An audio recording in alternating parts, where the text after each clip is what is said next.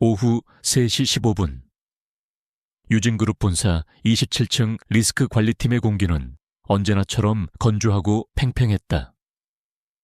수십 개의 모니터에서 흘러나오는 푸른빛이 파티션으로 나뉜 공간을 희미하게 밝혔고, 들리는 소리라고는 일정한 리듬의 키보드 타격음과 중앙 냉난방 장치의 낮은 소음뿐이었다. 이곳의 시간은 숫자로만 흐르는 듯했다.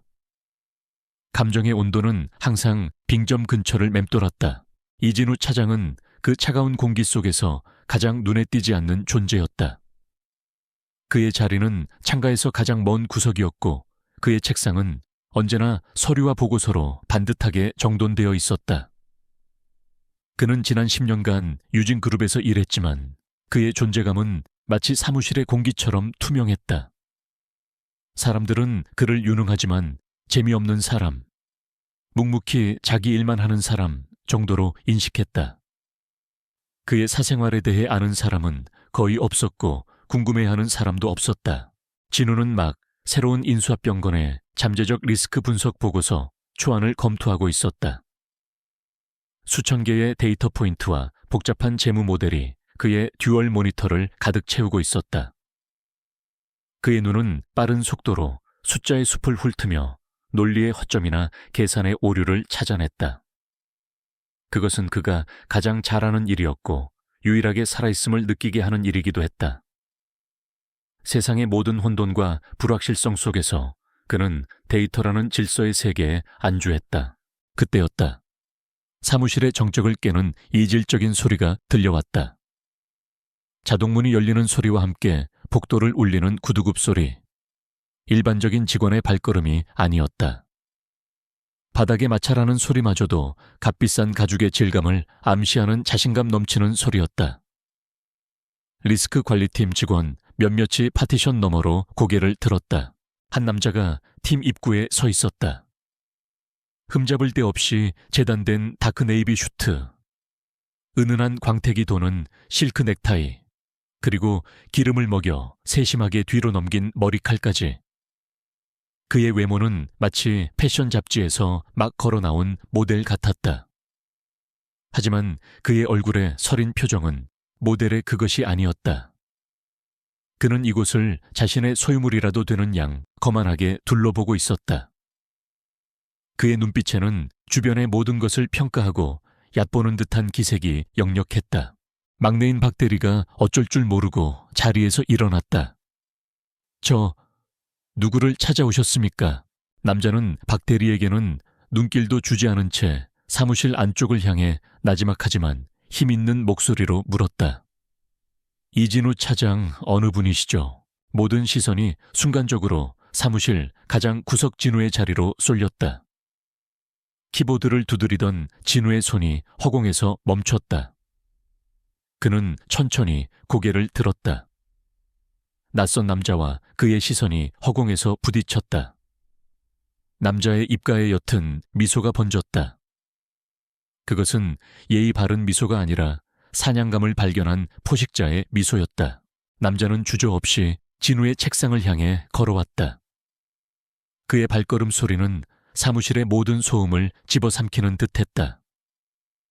직원들은 숨을 죽인 채 앞으로 벌어질 일을 예감하며 두 사람을 지켜봤다. 팀장인 김 부장마저도 자리에서 일어나 상황을 주시했지만 남자의 기세에 눌려 섣불리 말을 걸지 못했다. 남자는 진우의 책상 바로 앞에 멈춰 섰다.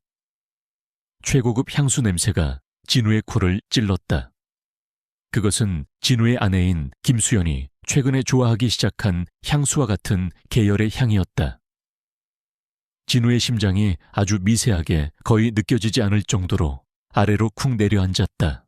이진우 씨 맞으시죠? 남자가 물었다.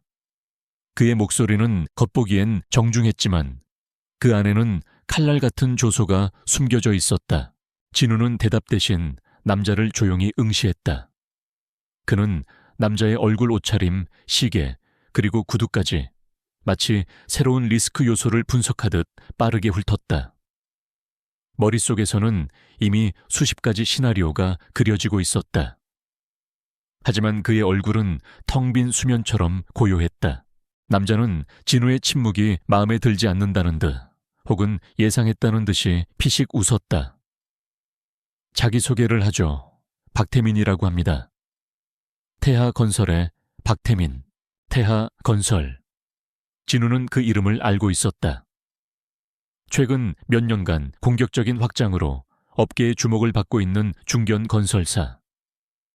그리고 그 회사의 후계자인 박태민 상무의 얼굴은 경제 잡지에서 몇 번 본 적이 있었다. 스캔들이 끊이지 않는 재벌 3세. 무슨 일로 오셨습니까? 진우가 마침내 입을 열었다.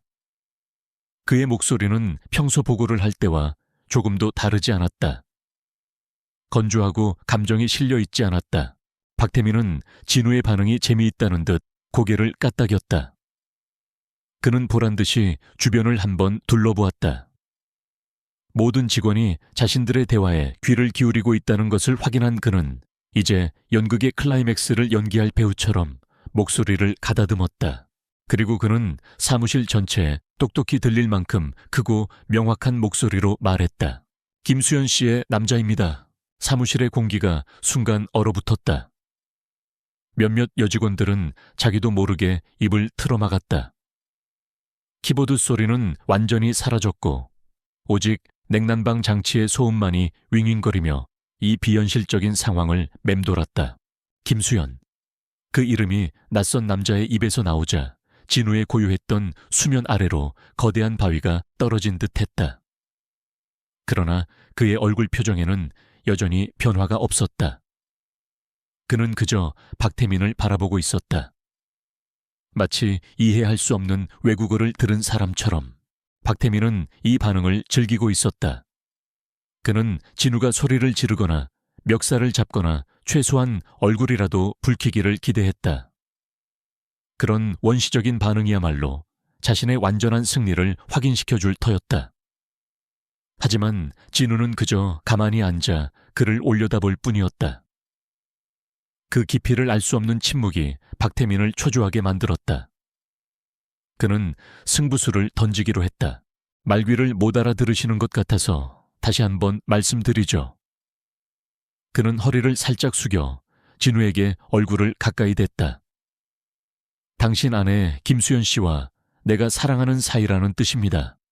그러니 박태민은 허리를 펴고 마치 자선이라도 베푸는 듯한 말투로 선언했다.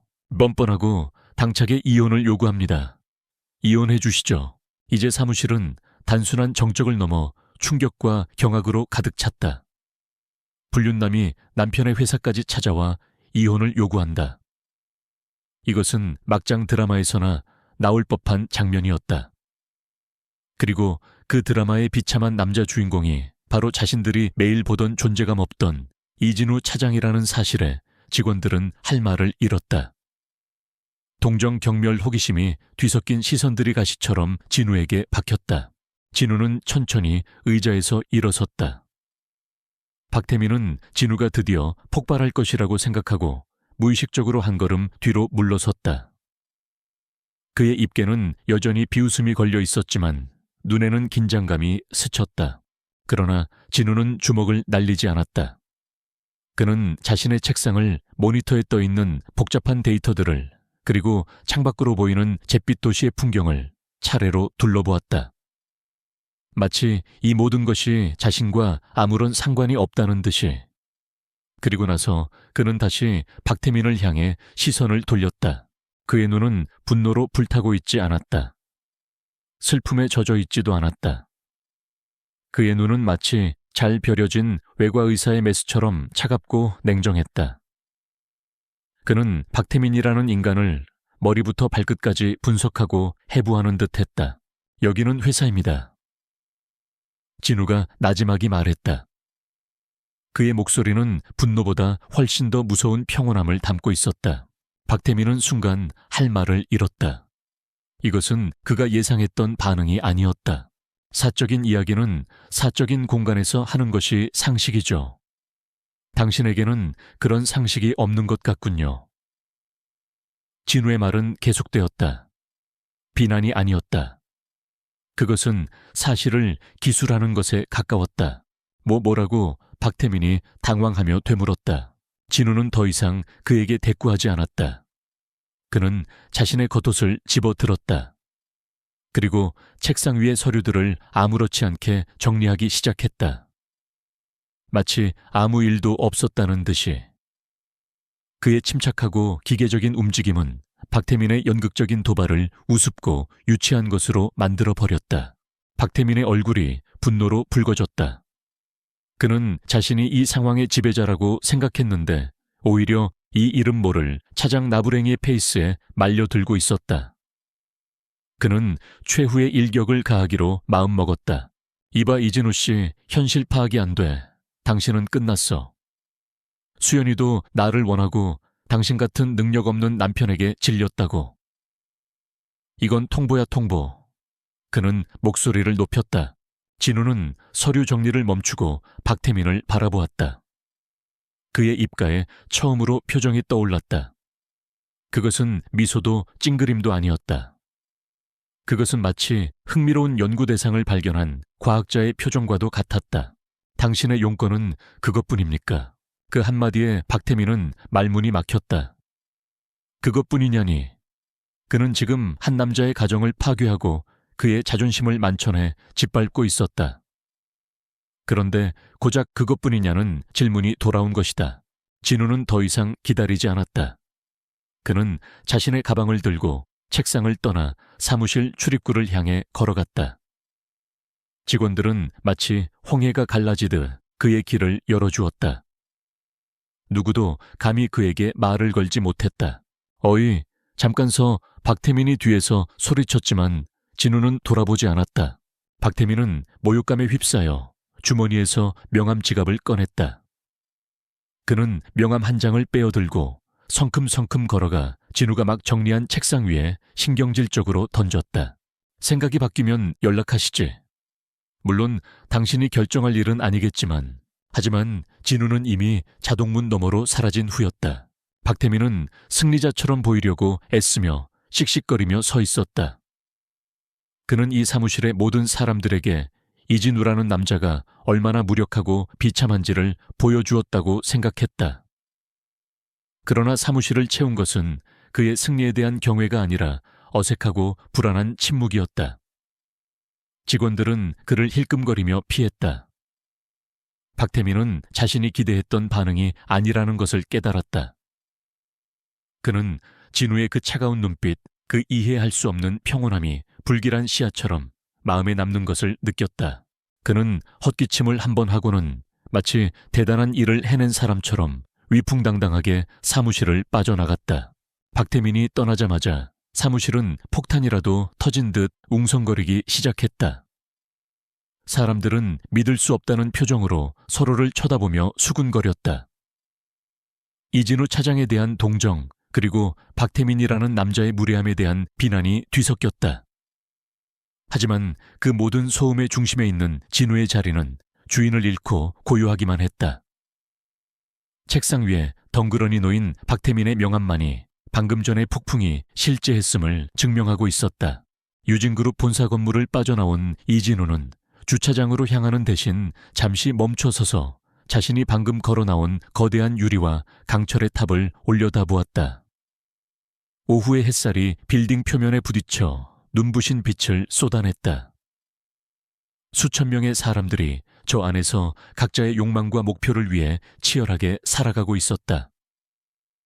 오늘 오후 그는 그 모든 익명의 군중 속에서 가장 비참하고 우스꽝스러운 조롱의 대상이 되었다.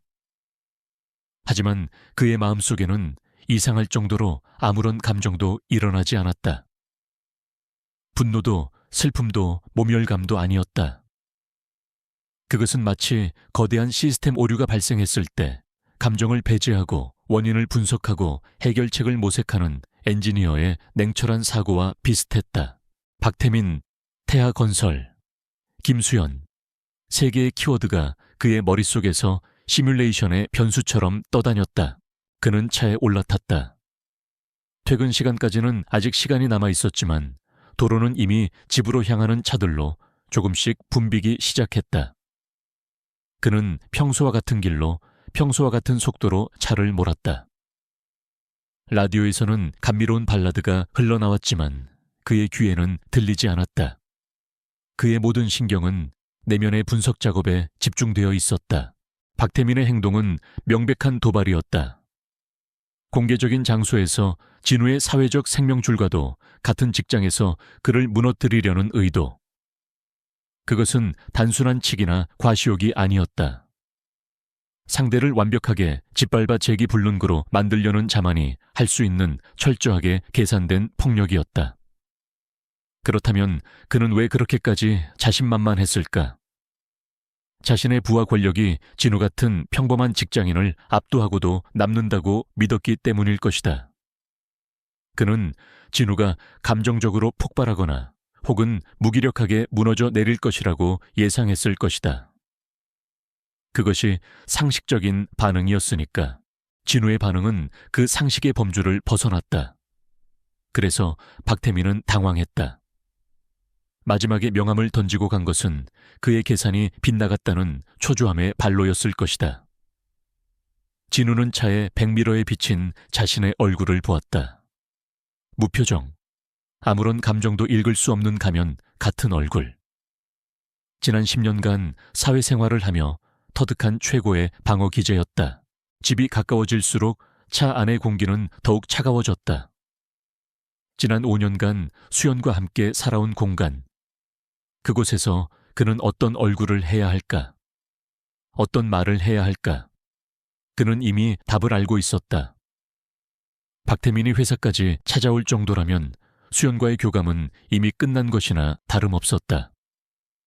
그녀는 이 모든 상황을 알고 있었거나 최소한 묵인했을 것이다. 아파트 주차장에 차를 세우고 엘리베이터에 올랐다. 17층 버튼을 누르자 익숙한 기계음과 함께 철제 상자가 위로 올라갔다. 거울에 비친 진우의 모습은 조금 전과 다르지 않았다. 단정한 셔츠 흐트러짐 없는 머리. 하지만 그는 자신의 눈동자 깊은 곳에서 무언가 단단하고 차가운 것이 응결되고 있음을 느꼈다. 현관문 디지털 도어록의 비밀번호를 눌렀다. 삐비빅 하는 소리와 함께 문이 열렸다. 집 안은 불이 환하게 켜져 있었고 고요했다. 그는 신발을 벗고 안으로 들어섰다. 김수현은 거실 소파에 앉아 있었다.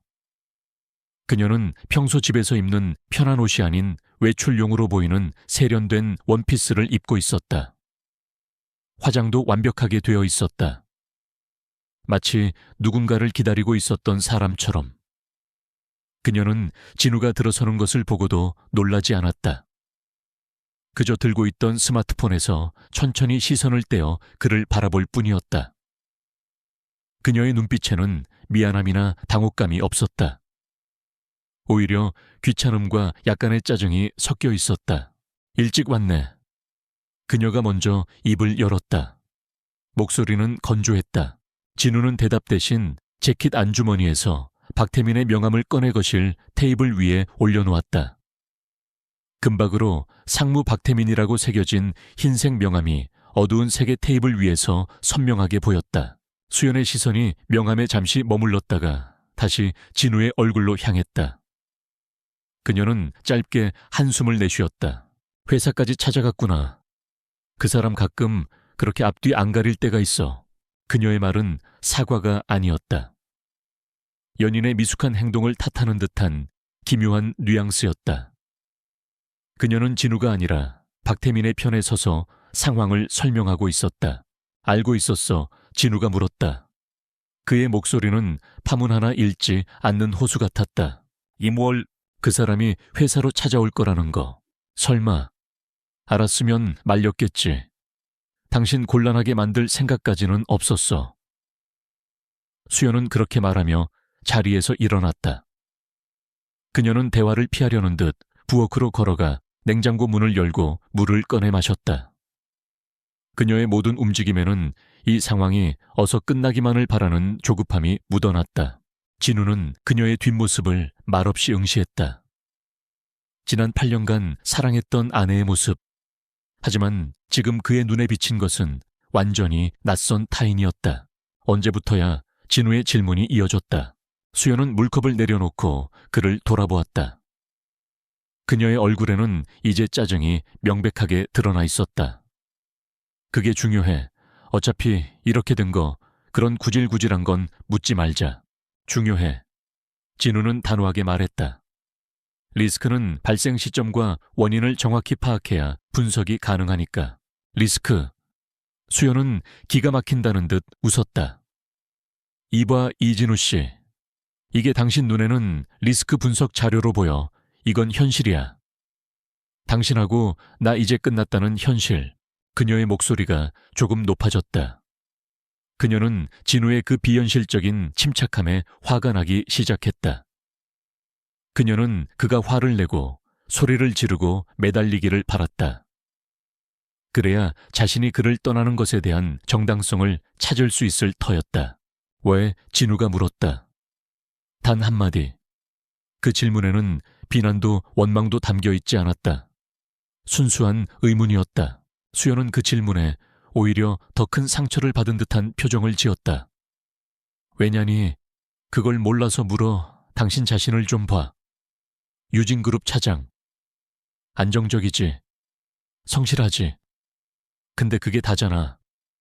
당신한테서는 미래가 안 보여. 야망도 열정도 없어.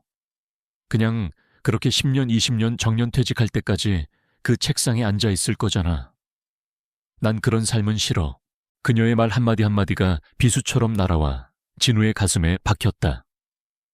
그가 자신의 가장 큰 장점이라고 생각했던 안정과 성실함이 그녀에게는 경멸의 이유가 되어 있었다. 태민 씨는 달라. 그녀의 눈이 잠시 꿈꾸는 듯 빛났다. 그 사람은 자기가 원하는 건 반드시 손에 넣어. 거침없고 뜨거워. 그 사람 옆에 있으면 나도 살아있는 것 같아. 당신하고 있을 때처럼 시들어가는 게 아니라 그것으로 모든 설명은 끝이었다. 진우의 머릿속을 채우고 있던 마지막 미련과 희미한 기대감이 그 순간 산산조각 났다. 심장이 차갑게 식어내리는 감각. 그것은 슬픔이라기보다는 모든 것이 명확해졌을 때의 섬뜩한 깨달음에 가까웠다. 아, 그랬구나. 모든 데이터가 입력되었고 결론이 도출되었다. 이 관계는 회복 불가능. 손실 처리해야 할 부실 자산. 진우는 아주 천천히 고개를 끄덕였다. 알았어. 그의 대답은 너무나도 간단하고 담담해서 오히려 수연을 당황하게 만들었다. 그녀는 더 격렬한 반응을 예상했다. 하지만 돌아온 것은 완전한 수긍이었다. 뭐라고 이해했다고. 진우는 말을 이었다. 당신이 뭘 원하는지, 그리고 내가 뭘 해야 하는지. 그의 평온함은 수연에게 공포심마저 불러일으켰다. 지금 그녀 앞에 서 있는 남자는 지난 8년간 그녀가 알고 지낸 남편 이진우가 아니었다. 그의 눈은 모든 감정이 거세된 채 눈앞의 상대를 기능적으로 분석하는 기계의 렌즈처럼 보였다. 수연은 무의식적으로 뒷걸음질 쳤다. 나 오늘 약속 있어. 늦을 거야. 그녀는 서둘러 소파에 놓아두었던 핸드백을 집어들었다. 그리고 마치 도망치듯 현관으로 향했다. 문을 열고 나가기 직전 그녀는 잠시 망설이며 진우를 돌아보았다. 하지만 그는 여전히 같은 자리에 같은 표정으로 서 있을 뿐이었다. 그녀는 결국 아무 말도 하지 못하고 집을 나섰다. 절컥! 문이 닫히는 소리가 적막한 집 안에 무겁게 울려 퍼졌다. 진우는 한동안 그 자리에 못 박힌 듯 서 있었다. 집 안의 모든 사물이 생경하게 느껴졌다. 수연이 고른 소파 그녀가 아끼던 그림 함께 여행 가서 사온 기념품들. 이 모든 것이 이제는 의미를 잃고 텅 빈 껍데기처럼 보였다. 그는 거실 불을 껐다. 창밖에서 들어오는 도시의 불빛이 어둠 속에서 사물의 윤곽을 희미하게 드러냈다. 그는 소패도 의제도 앉지 않았다. 그는 차가운 마룻바닥에 그대로 주저앉았다. 아내에게 버림받고 그녀의 정부에게 조롱당한 남자의 비참한 모습. 하지만 그의 어깨는 떨리지 않았다. 얼마나 시간이 흘렀을까. 그는 자리에서 일어나 자신의 서재방으로 들어갔다. 그리고 평소에는 잘 쓰지 않는 보안 등급이 가장 높은 업무용 노트북을 꺼내 들었다. 그는 다시 거실로 나와 바닥 한가운데에 노트북을 놓고 전원을 켰다. 푸른빛의 부팅 화면이 그의 무표정한 얼굴을 비췄다. 그는 여러 단계의 암호를 입력하고 나서야 시스템에 접근할 수 있었다.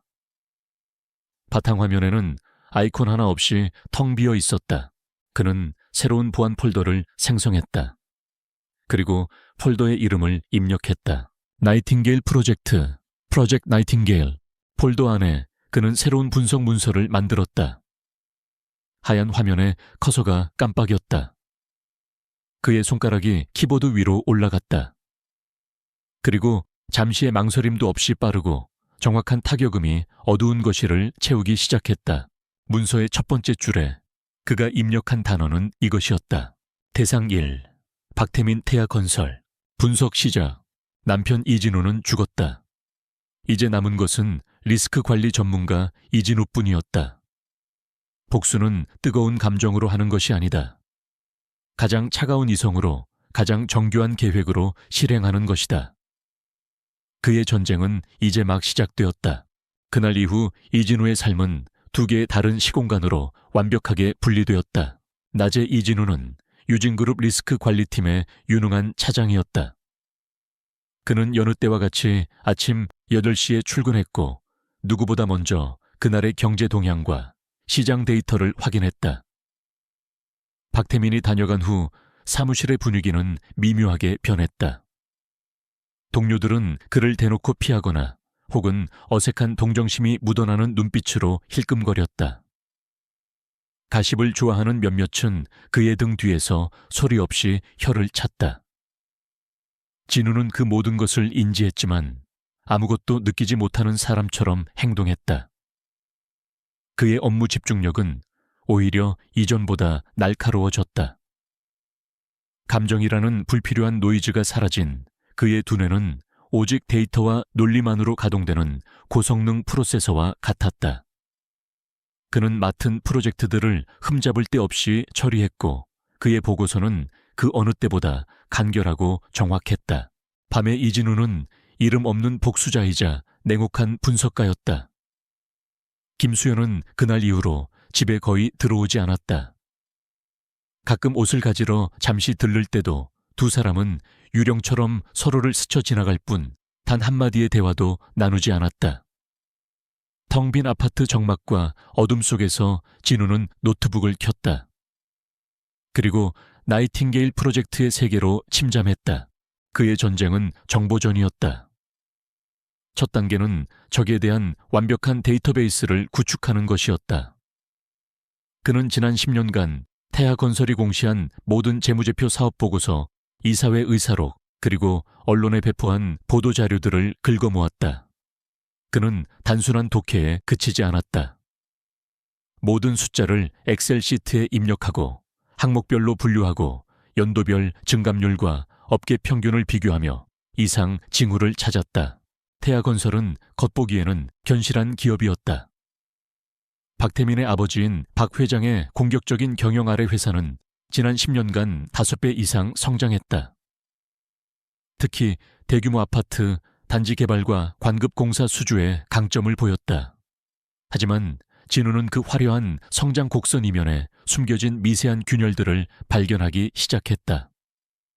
특정 분기에 비정상적으로 급증한 판매 관리비, 뚜렷한 이유 없이 변경된 감가상각 방식, 그리고 대주주 일가 소유의 비상장 계열사와의 불투명한 내부 거래들. 각각은 사소해 보였지만 모아놓고 보니 일정한 패턴을 그리고 있었다. 그것은 마치 건강해 보이는 사람의 혈액 데이터에서 발견한 미세한 염증 수치와도 같았다. 공개된 정보만으로는 부족했다. 진우는 자신의 전문 지식을 총동원하여 더 깊은 곳으로 파고들었다. 그는 유료기업 정보 사이트 법원, 등기소 데이터베이스, 국토교통부의 부동산 실거래가 시스템 등 접근 가능한 모든 정보망을 활용했다. 그는 태아건설이 지난 5년간 설립하고 청산한 모든 특수목적법인 SPC의 목록을 만들고 그 법인들의 등기부 등본을 하나하나 발급받아 임원진과 주주 구성을 분석했다. 그것은 거대한 퍼즐 조각을 맞추는 것과 같은 작업이었다. 수백 개의 이름과 법인명 주소지가 거미줄처럼 얽혀 있었다. 진우는 며칠 밤낮으로 이 거미줄의 패턴을 분석하며 핵심적인 연결고리를 찾기 위해 몰두했다. 그는 잠을 줄였고 식사는 간단한 배달 음식으로 해결했다. 그의 세상은 오직 모니터 속의 데이터로만 이루어져 있었다. 그러던 어느 날 새벽 수많은 데이터 포인트 속에서 마침내 하나의 이상점을 발견했다. 금성지구 재개발 사업, 서울 외곽에 잊혀진 동네인 금성동 일대의 낡은 빌라촌을 허물고 소규모 나홀로 아파트를 짓는 프로젝트였다. 태하건설의 포트폴리오 노종대, 그것은 너무나도 이질적인 존재였다. 강남의 초고층 주상복합이나 신도시의 대단지 아파트처럼 수천억 원의 매출이 보장된 프로젝트들 틈에서 금성지구 사업은 예상 매출액이 200억 원도 채 되지 않는 그야말로 푼돈에 불과한 사업이었다. 박태민처럼 야심만만하고 과시적인 경영자가 이런 소규모 사업에 관심을 가졌다는 것 자체가 비논리적이었다. 진우의 분석가적 직감이 경고등을 울렸다. 데이터의 흐름에서 논리적으로 설명되지 않는 변수. 그것은 대개 오류이거나 혹은 의도적으로 숨겨진 진실의 입구다. 그는 즉시 금성지구 재개발 사업에 대한 모든 것을 파헤치기 시작했다. 사업을 위해 설립된 SPC의 이름은 금성프라임이었다. 서류상 금성프라임의 주주는 태하건설과 아무런 관련이 없는 개인 2명으로 되어 있었다. 하지만 진우가 그들의 이름을 다른 데이터와 교차 분석한 결과 한 명은 박 회장의 운전기사의 처남이었고 다른 한 명은 태하건설의 법률 자문을 맡고 있는 로펌의 직원이었다. 명백한 차명 주주였다. 진우는 더 깊이 파고들었다. 그는 금성프라임의 자금 흐름을 추적했다. 태하건설에서 수십억 원의 프로젝트 자금이 금성프라임으로 흘러 들어갔다. 그리고 금성프라임은 이 돈을 다시 여러 하청업체에 철거 용역비, 설계 자문료, 건축 자재, 성음의 비용 등의 명목으로 지출했다. 진우는 이 하청업체들의 목록을 확보했다. 대명개발, 정인건설, 퍼스트디자인. 이름은 그럴듯했지만 그 실체는 의문투성이었다. 진우가 이 회사들의 법인 등기부등본을 떼어보니 세 회사 모두 최근 1년 사이에 설립되었고 자본금은 법인 설립 최소 요건인 100만 원에 불과했다. 더 결정적인 것은 세 회사의 대표이사가 모두 같은 인물이었고 본점 주소지는 공유 오피스의 1인용 우편함 주소였다.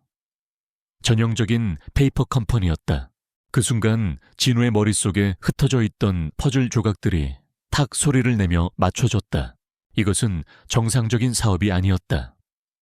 금성지구 재개발 사업은 돈을 벌기 위한 프로젝트가 아니었다. 그것은 돈을 빼돌리기 위해 정교하게 설계된 세탁기였다.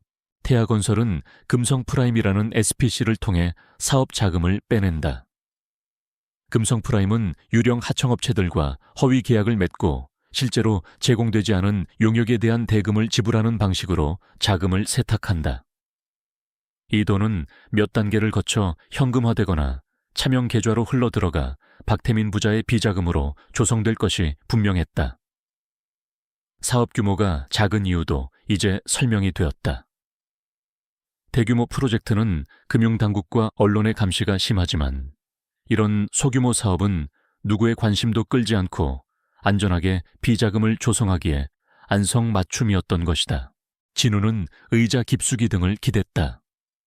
어두운 방 안 노트북 화면의 빛이 그의 얼굴을 창백하게 비추고 있었다. 그는 분노하지도 희열을 느끼지도 않았다. 그저 복잡하게 얽힌 수학 문제를 마침내 풀어냈을 때와 같은 지적인 만족감이 그의 전신을 감쌌다. 박태민, 그 오만하고 자신만만했던 남자. 그는 자신의 발밑이 이토록 허술한 부패의 집안 위에 서 있다는 사실을 몰랐을 것이다. 그는 진우를 한낱 월급쟁이 감정적으로 대응하다가 제풀에 지쳐 쓰러질 패배자로 얕보았다. 하지만 그는 상대가 누구인지를 전혀 몰랐다.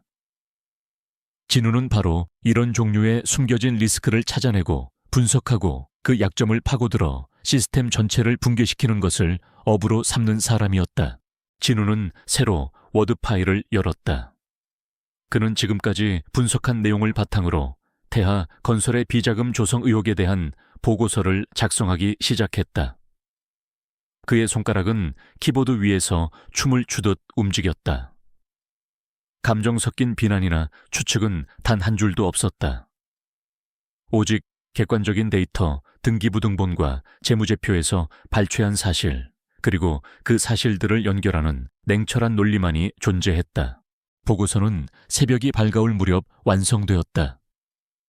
그것은 그가 회사에 제출하던 그 어떤 보고서보다도 치밀하고 파괴적인 무기였다. 그는 파일을 암호화하여 저장했다.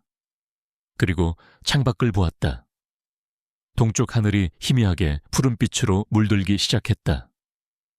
도시의 괴물은 잠에서 깨어나고 있었다. 진우는 적의 심장에 꽂아 넣을 첫 번째 칼을 막 갈아낸 참이었다.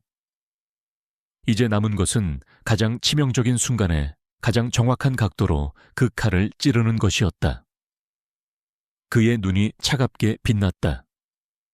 첫 번째 드릴은 성공적으로 부패의 안반을 꿰뚫었다. 이진우는 완성된 보고서를 곧바로 터뜨리지 않았다. 그는 성급한 복수가 얼마나 허술하고 비효율적인지를 잘 알고 있었다. 그의 목표는 박태민을 사회적으로 매장시키는 것이었지만 그 과정에서 자신의 존재는 철저히 그림자 속에 감춰야 했다. 섣부른 공격은 적에게 방역의 빌미를 주고 자신의 위치만 노출시킬 뿐이다. 지금은 공격할 때가 아니라 적을 떠보고 그의 반응을 분석할 때였다. 주말 오후 진우는 집에서 멀리 떨어진 구립도서관의 공용 컴퓨터 앞에 앉아 있었다.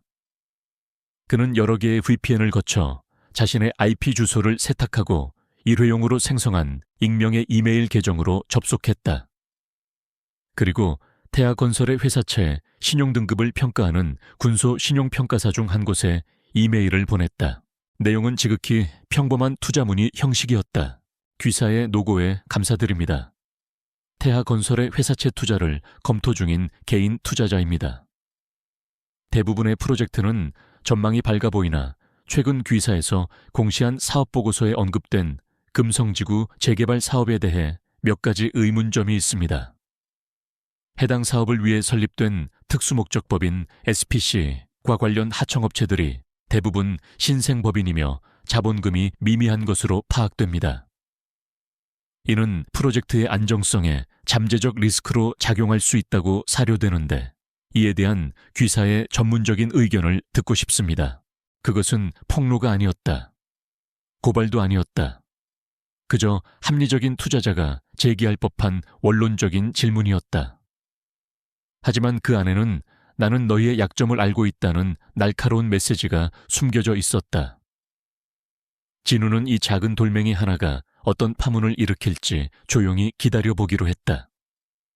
그는 이메일을 보낸 뒤 흔적을 남기지 않고 계정을 삭제하고 자리를 떴다. 일주일 후 태하건설 박태민 상무의 집무실. 박태민은 최고급 가죽 의자에 몸을 묻은 채 새로 추진할 강남 재건축 프로젝트의 조감도를 만족스럽게 바라보고 있었다. 김수현과의 관계도 순조로웠고 모든 것이 그의 뜻대로 흘러가고 있었다. 이진우라는 남자의 존재는 이미 그의 기억 속에서 희미해져 가는 중이었다. 그는 그저 길 가다 밟은 벌레 정도로 여겼을 뿐이다. 상무님. 비서가 조심스럽게 들어와 서류 한 장을 내밀었다. 재무팀에서 올라온 보고입니다. 한 신용평가사에서 금성지구 사업 관련으로 질의서가 왔다고 합니다. 금성지구 박태민은 미간을 찌푸렸다. 수많은 프로젝트 속에서 하마터면 잊어버릴 뻔했던 그의 개인적인 비자금 창고. 별 시답지 않은 걸로 귀찮게 구는군. 뭐라고 왔는데 프로젝트 SPC와 하청업체들의 재무 건전성에 대한 형식적인 문의입니다. 늘 있는 일이라고는 하는데 비서는 말끝을 흐렸다. 박태민은 무심하게 서류를 받아들었다. 그리고 그의 눈이 질의서의 특정 문구에 멎는 순간 그의 얼굴에서 미소가 사라졌다.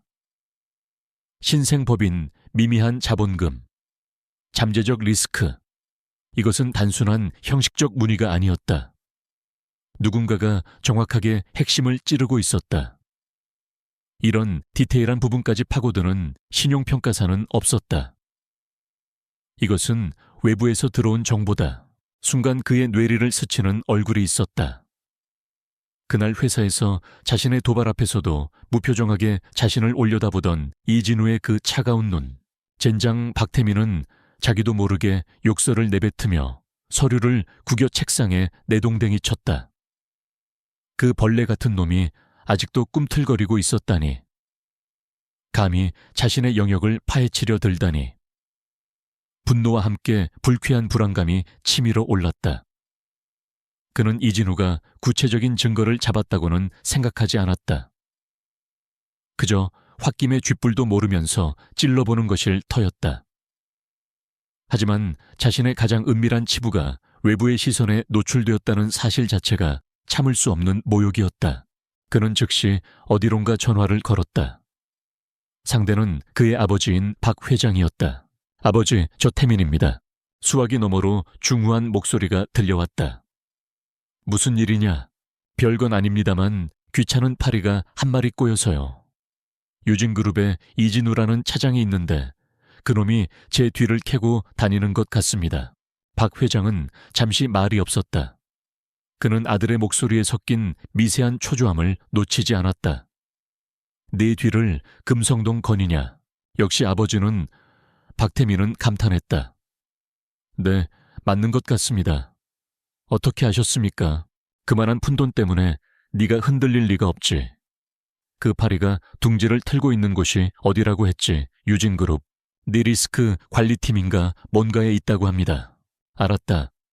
파리는 둥지째로 태워버려야 조용한 법이지. 더는 신경 쓰지 마라. 전화는 그렇게 끊겼다. 박태민은 다시 의자에 깊숙이 몸을 기댔다. 아버지의 목소리를 듣고 나니 아까의 불안감은 눈 녹듯 사라지고 다시 오만함이 그 자리를 채웠다. 이진우, 감히 재벌가의 권력에 맞서려 한 어리석은 자. 그는 이제 곧 자신의 선택을 뼈저리게 후회하게 될 것이다. 다음날 유진그룹 27층. 진우는 평소처럼 업무에 몰두하고 있었다. 그때 팀장인 김 부장이 딱딱한 얼굴로 그를 불렀다. 이 차장, 잠깐 내 방으로 좀 보지. 김 부장의 사무실 문이 닫히자 그는 평소의 유들유들한 태도와는 달리 잔뜩 굳은 표정으로 입을 열었다. 이 차장, 혹시 회사 외부에서 개인적인 문제로 물의를 일으킨 적 있나? 진우는 말없이 김 부장을 응시했다. 올 것이 왔다는 것을 직감했다. 김 부장은 진우의 침묵에 더욱 초조해하며 말을 이었다. 오늘 아침에 위에서 연락이 왔어. 아주 높은 분한테서. 이 차장이 회사 자원을 이용해서 사적인 원한 관계에 있는 회사를 뒷조사하고 있다는 투서가 들어왔다는군.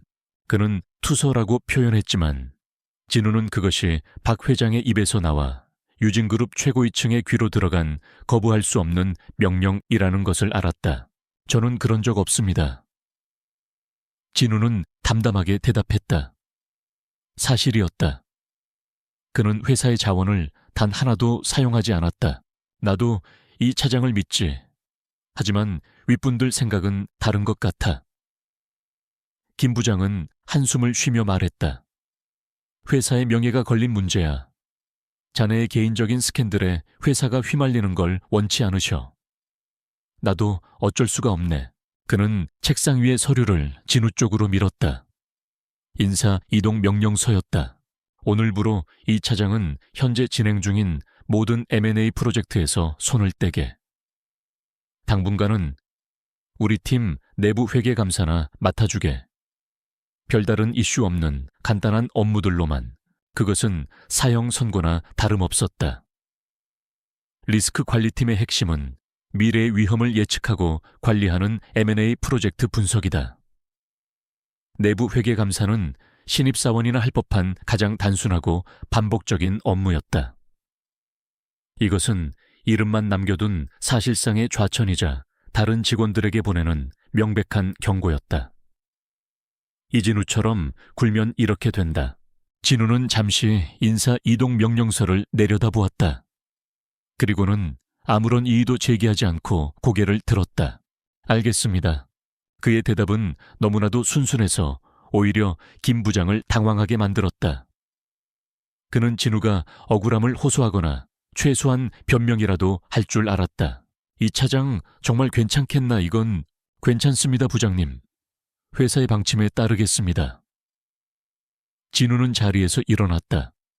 그의 태도는 너무나도 평온해서 마치 자신과 상관없는 남의 이야기를 듣는 사람 같았다. 진우가 사무실을 나오자 모든 동료들의 시선이 그에게 쏠렸다.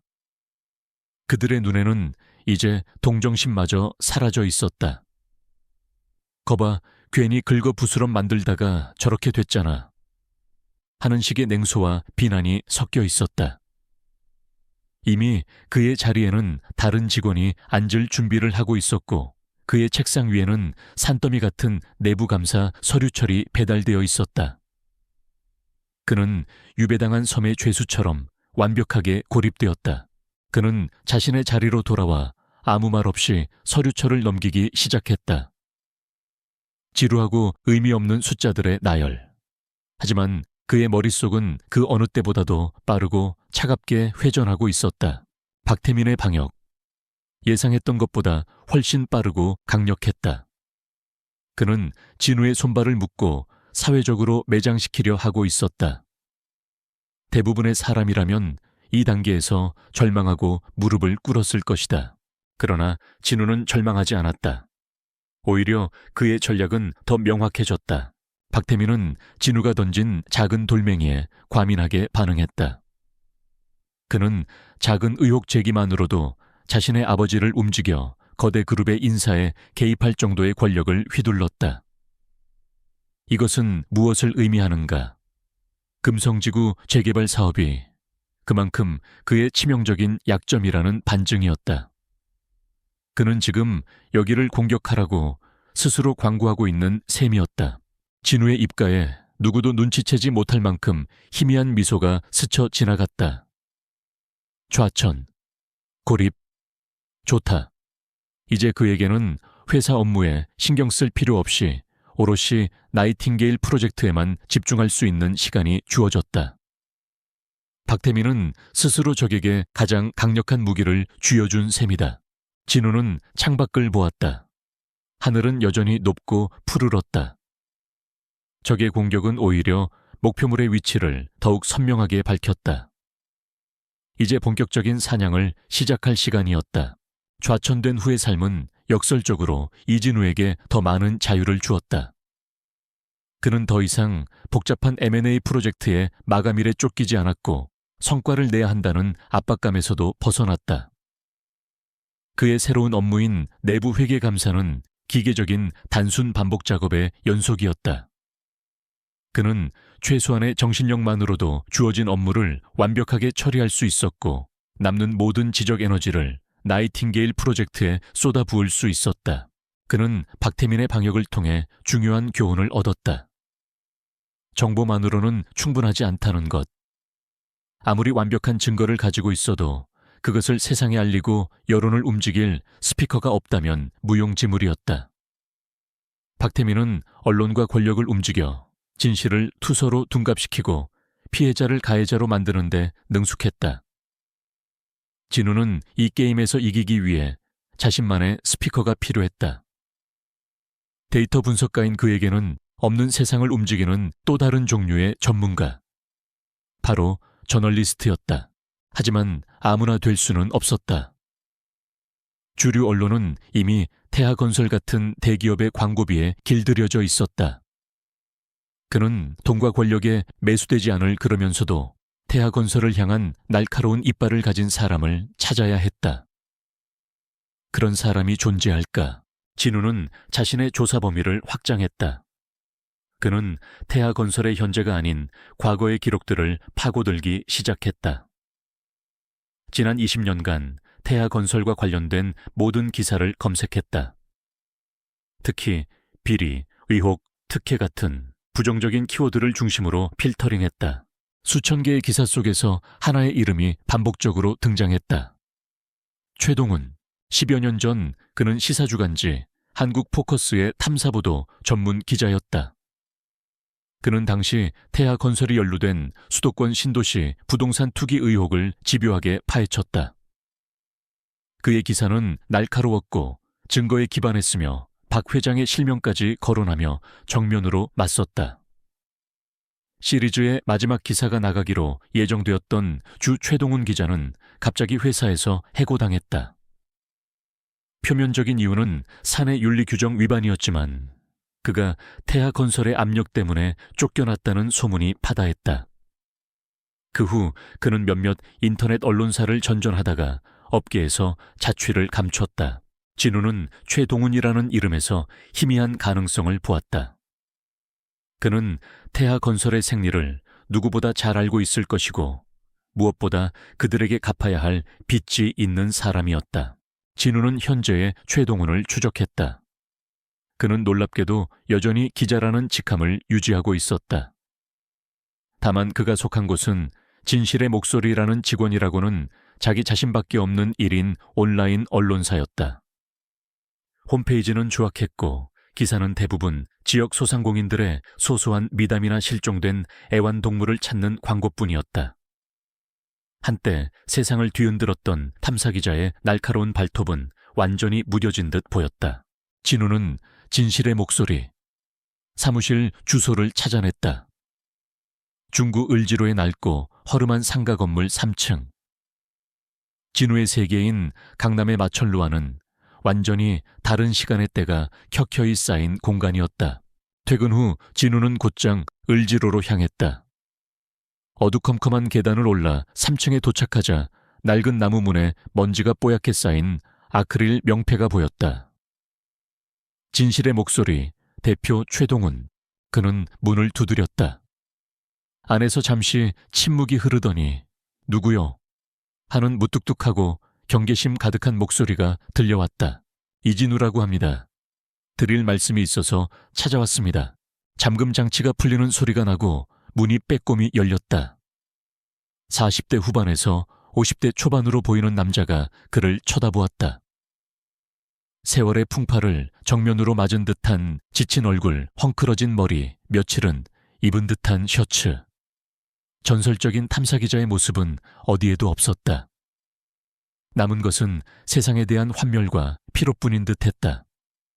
그가 최동훈이었다. 누군데 날 찾아와. 최동훈은 진우의 말끔한 행사액을 위아래로 훑으며 경계심을 풀지 않았다. 유진그룹에서 일하고 있습니다. 시간을 잠시만 내주실 수 있겠습니까? 최동훈은 피식 웃었다. 유진그룹 대기업 양반이 이런 누추한 곳까지 어쩐 일로 보험 팔러 왔나? 아니면 뭐 기부라도 하시게. 그의 말투에는 뼛속까지 스며든 냉소가 배어 있었다. 안으로 들어가서 말씀드려도 되겠습니까? 태아건설에 관한 이야기입니다. 태아건설이라는 단어가 나오자 최동훈의 눈빛이 미세하게 흔들렸다. 그는 잠시 진우를 빤히 쳐다보더니 마지못해 문을 열어주었다. 사무실은 한마디로 아수라장이었다. 사방에는 일담한 신문과 서류 뭉치들이 산처럼 쌓여 있었고 책상 위에는 빈 커피잔과 담배꽁초가 가득한 잿더리가 놓여 있었다.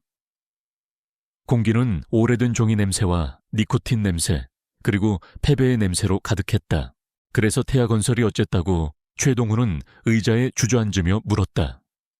그는 진우에게 앉으라는 권유도 하지 않았다. 진우는 서서 가방에서 얇은 서류 봉투를 꺼냈다. 그는 개인적인 복수심이나 아내의 불륜에 대해서는 한마디도 꺼내지 않았다. 그는 이것을 철저히 하나의 사건으로 접근했다. 태아건설의 비자금 조성 정황에 대한 1차 분석 자료입니다. 검토를 부탁드리고 싶습니다. 최동훈은 서류 봉투를 건네받고도 열어볼 생각도 하지 않았다. 이봐요, 이진우 씨. 당신 정체가 뭐야? 내부 고발자 아니면 태아건설하고 원수라도 졌나 어느 쪽이든 나하고는 상관없는 일이야. 난 10년 전에 이미 그놈들한테 모든 걸 잃었어. 다시 그 진흙탕에 발 담글 생각 추호도 없으니 이만 돌아가시오. 그의 목소리는 단호했다. 그는 이미 싸움을 포기한 병사였다. 하지만 진우는 물러서지 않았다. 그는 최동훈의 책상 위로 서류 봉투를 밀어 넣었다. 이것은 개인적인 원한이 아닙니다. 팩트에 기반한 리스크 분석입니다. 기자님께서 과거에 취재했던 방식과 동일한 종류의 부패가 지금도 벌어지고 있습니다. 규모는 더 커졌고 방식은 더 교묘해졌을 뿐입니다. 그래서 나더러 어쩌라고 내가 다시 기사를 쓰면 박 회장이 아이쿠 초에 기자님 죄송합니다 하면서 무릎이라도 꿇을 것 같아. 세상이 그렇게 만만해 보여. 최동훈의 목소리가 격해졌다. 잊고 있던 과거의 상처가 건드려진 탓이었다. 당신 같은 대기업 온실 속 화초는 절대 몰라. 그놈들이 사람 하나 어떻게 망가뜨리는지. 그러니 괜한 정의감에 불타서 어설프게 덤비지 말고 그냥 당신 인생이나 조용히 살아. 진우는 그의 격한 반응을 묵묵히 받아주었다. 그리고 최동훈의 감정이 조금 가라앉기를 기다렸다가 나지막이 말했다. 저는 어설프게 덤비지 않습니다. 저는 이기기 위해 싸웁니다. 그리고 이길 수 있는 데이터가 있습니다. 그의 차분하지만 단호한 목소리가 혼란스러운 사무실의 공기를 갈랐다. 최동훈은 잠시 할 말을 잃고 진우를 바라보았다. 그의 눈에는 분노나 복수심이 아닌 오직 냉철한 확신만이 담겨 있었다. 저 눈빛은 최동훈이 과거에 만났던 그 어떤 제보자의 것과도 달랐다. 진우는 봉투에서 서류 한 장을 꺼내 책상 위에 펼쳤다. 그것은 금성지구 재개발 사업과 관련된 페이퍼 컴퍼니들의 관계를 도식화한 차트였다. 금성지구 사업입니다. 태하건설이 비자금을 조성하는 창구 중 하나죠. 보시다시피 자금은 여러 단계의 유령 회사를 거치며 세탁됩니다. 제가 분석한 바로는 진우는 마치 회사에서 보고를 하듯 건조하고 논리적인 목소리로 자금의 흐름과 허위 계약의 증거들을 설명하기 시작했다. 그의 설명에는 추측이 없었다. 모든 것은 등기부등본과 재무데이터라는 반박 불가능한 사실에 기반해 있었다. 최동훈은 처음에는 팔짱을 낀 채 냉소적인 표정으로 듣고 있었지만 진우의 설명이 이어질수록 그의 표정은 점점 심각해졌다. 그의 눈은 진우의 손가락이 가리키는 차트의 선들을 집요하게 따라가고 있었다. 잠자고 있던 기자의 본능이 썩은 부패의 냄새를 맡고 꿈틀거리기 시작했다. 진우가 보여주는 증거들은 그가 10년 전 필사적으로 찾으려 했지만 끝내 손에 넣지 못했던 바로 그 종류의 것이었다. 진우의 설명이 끝났을 때 사무실에는 침묵이 흘렀다. 최동훈은 한참 동안 차트를 내려다보다가 마침내 고개를 들고 진우를 바라보았다. 그의 눈빛은 아까와는 완전히 달라져 있었다. 냉소와 피로 대신 날카로운 안광이 번뜩이고 있었다. 당신 대체 누구야? 데이터를 제공할 수 있는 사람입니다. 진우는 담담하게 대답했다. 저는 세상을 들을 수 있는 스피커를 만들 수 있는 전문가가 필요합니다. 그게 기자님이라고 생각했습니다. 최동훈은 마른 침을 삼켰다. 그의 심장이 오랜만에 다시 뛰기 시작했다. 이것은 복수의 기회이자 무너졌던 기자로서의 자존심을 되찾을 수 있는 마지막 기회일지도 모른다. 하지만 동시에 다시 한번 모든 것을 잃을 수도 있는 위험한 도박이었다. 그는 애써 감정을 억누르며 무뚝뚝하게 말했다. 서류 두고 가쇼. 검토는 해보지. 그리고 연락할 테니 기대는 말고. 그것은 거절이 아니었다. 진우는 그것으로 충분했다. 기다리겠습니다. 진우는 짧게 인사하고 사무실을 나섰다. 그가 떠난 후 최동훈은 사무실 문을 잠갔다. 그리고 책상 위에 놓인 진우의 서류 뭉치를 집어들었다. 그는 떨리는 손으로 서류를 한 장 한 장 넘기기 시작했다. 그 꼼꼼하고 치밀한 분석 자료 속에서 그는 거대한 괴물에 숨겨진 심장을 본 것 같았다. 최동호는 책상 서랍 깊숙한 곳에서 낡고 변색된 파일을 하나 꺼냈다. 파일의 표지에는 태하건설이라고 쓰여 있었다. 그가 10년 전 목숨 걸고 취재했던 자료들이었다. 그는 진우가 남기고 간 새로운 증거들과 자신의 낡은 자료들을 나란히 펼쳐놓았다. 조각난 퍼즐들이 마침내 하나의 거대한 그림으로 맞춰지기 시작했다. 그는 책상 위에 소주병을 치워버렸다. 지금은 술에 취해 있을 때가 아니었다. 늙은 사냥개는 마침내 신선한 피 냄새를 다시 맡았다. 어둠 속에서 두 남자의 위험한 동맹이 조용히 싹트고 있었다. 최동우는 죽은 사냥개가 아니었다. 그는 단지 오랫동안 잠들어 있었을 뿐이다. 이진우가 가져온 차갑고 명징한 데이터는 그의 잠자던 야성을 깨우는 기폭제가 되었다. 며칠 후 최동우는 진우에게 먼저 연락을 해왔다. 그들은 을지로의 허름한 선술집 가장 구석진 자리에서 다시 만났다. 당신이 준 자료 밤새도록 뜯어봤어. 최동우는 막걸리 잔을 채우며 말했다. 그의 눈은 며칠 전의 공허함 대신 예리한 탐색의 빛으로 가득 차 있었다. 결론부터 말하지. 이건 단순한 비자금 조성이 아니야. 훨씬 더 거대하고 추악한 것의 일부야. 진우는 말없이 그의 다음 말을 기다렸다. 당신이 찾아낸 그 페이팔 컴퍼니들, 그리고 그 임원들. 내가 10년 전에 취재할 때도 이름이 오르내렸던 놈들이 몇몇 껴있더군. 최동우는 낡은 수첩을 꺼내 몇몇 이름을 짚었다. 이놈들은 그냥 바지사장이 아니야. 정관계 인사들에게 돈을 배달하는 전문 심부름꾼들이지. 당신이 발견한 금성지구 비자금은 그저 이놈들에게 지급할 실탄을 만드는 공장이었던 거야. 진우의 데이터와 최동훈의 경험이 결합되자 그림은 훨씬 더 선명해졌다. 진우가 그린 것은 부패의 설계도였다.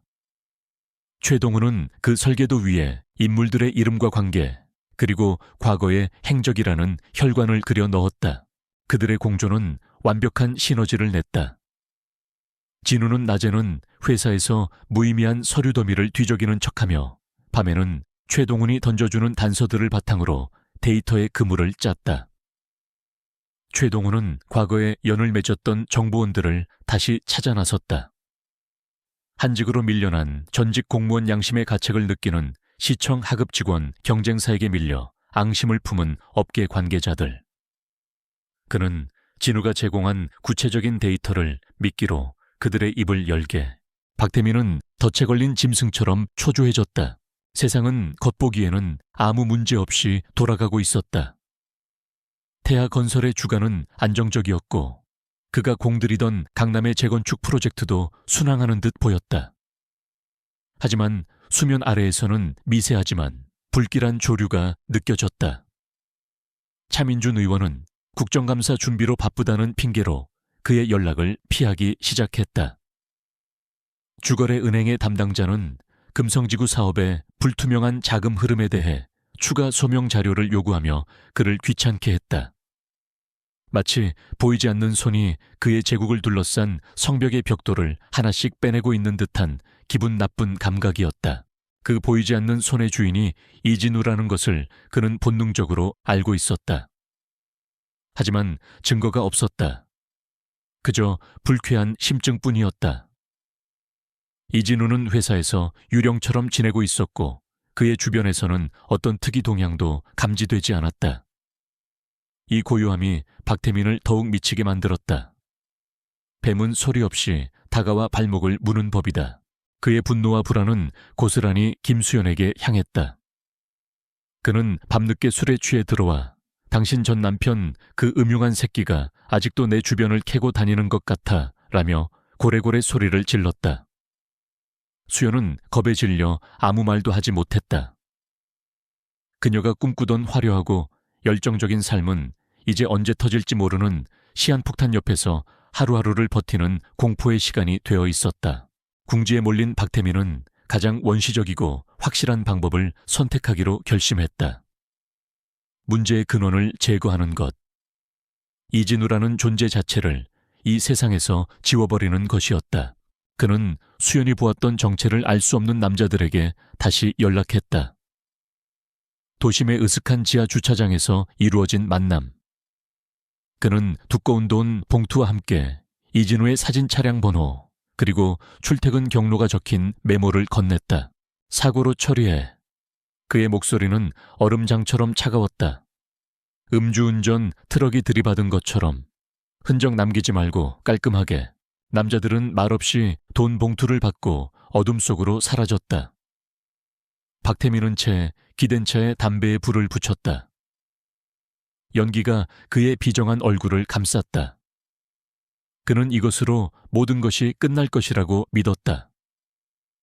평범한 직장인 한 명쯤 대한민국에서 사고사로 위장하는 것은 그리 어려운 일이 아니었다.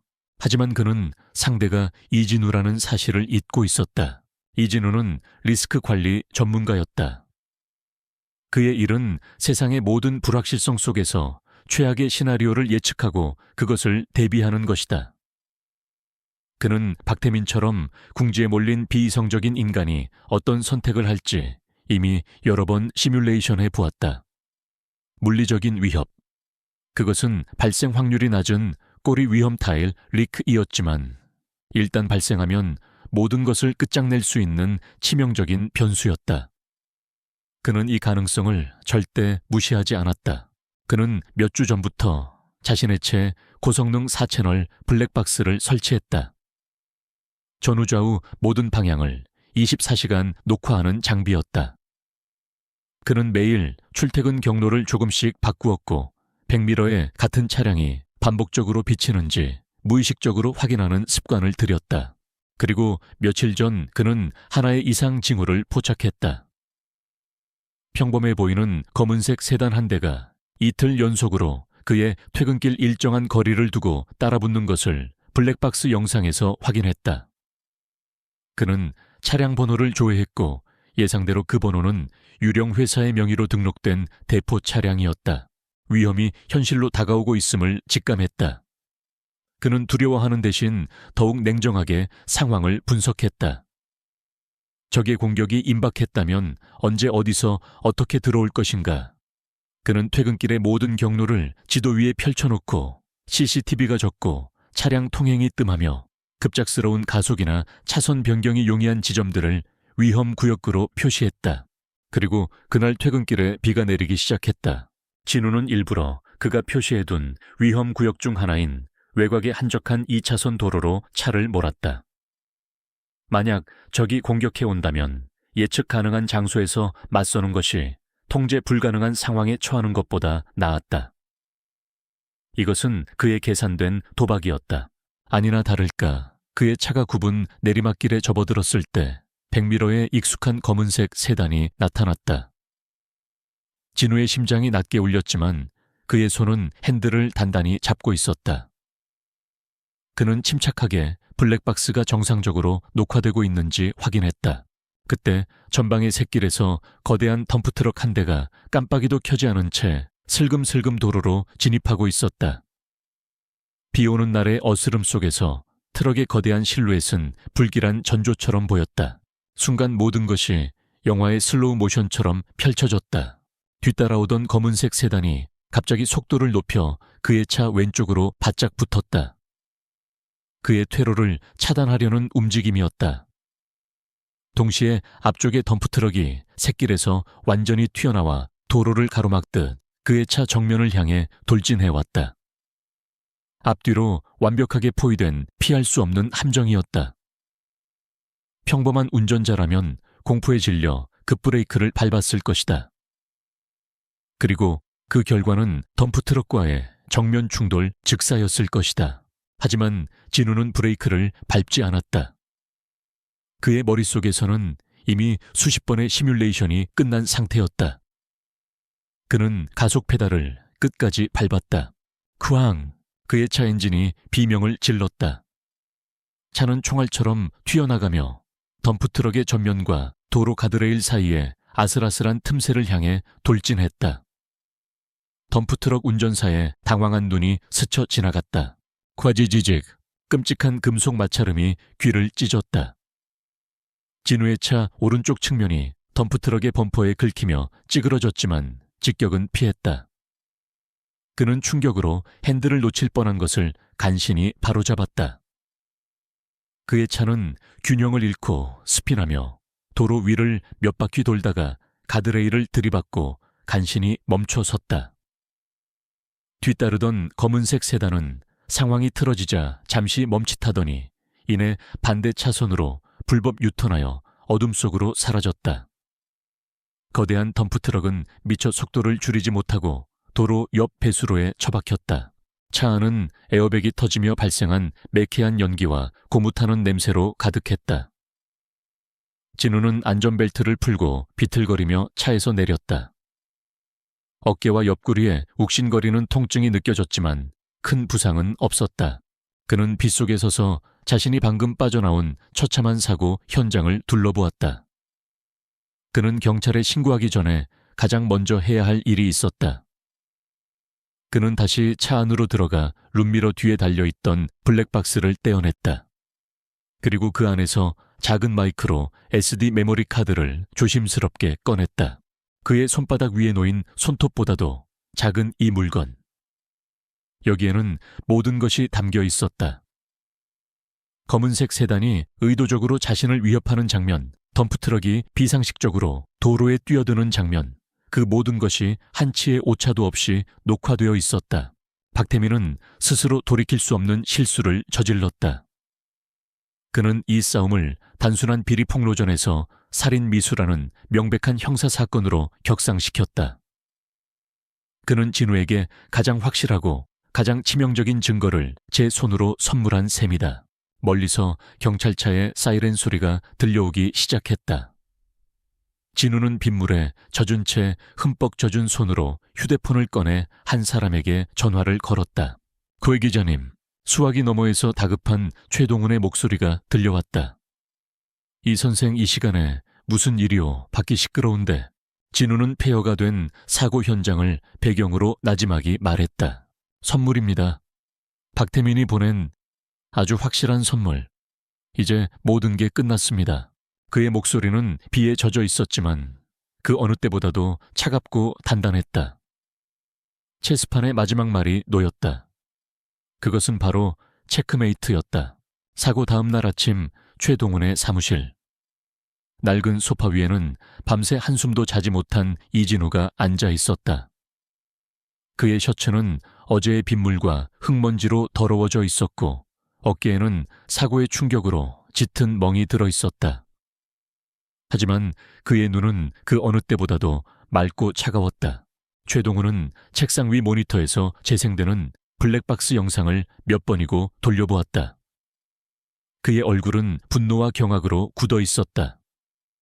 화면 속에서 검은색 세단과 덤프트럭은 마치 한 몸처럼 움직이며 진우의 차를 사냥감처럼 몰아붙이고 있었다.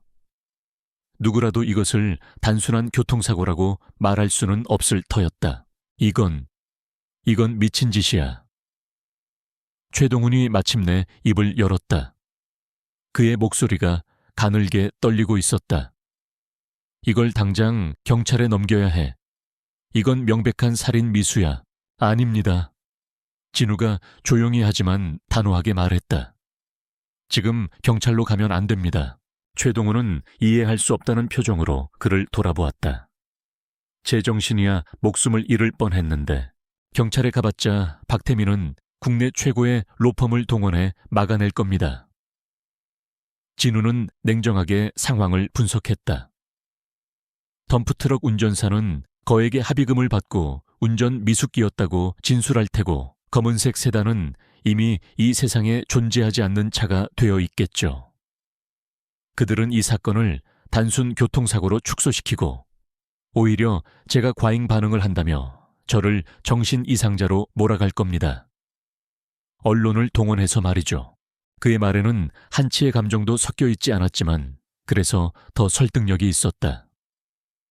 최동훈은 지난 10년간 이와 같은 방식으로 진실이 짓밟히는 것을 수없이 봐왔다.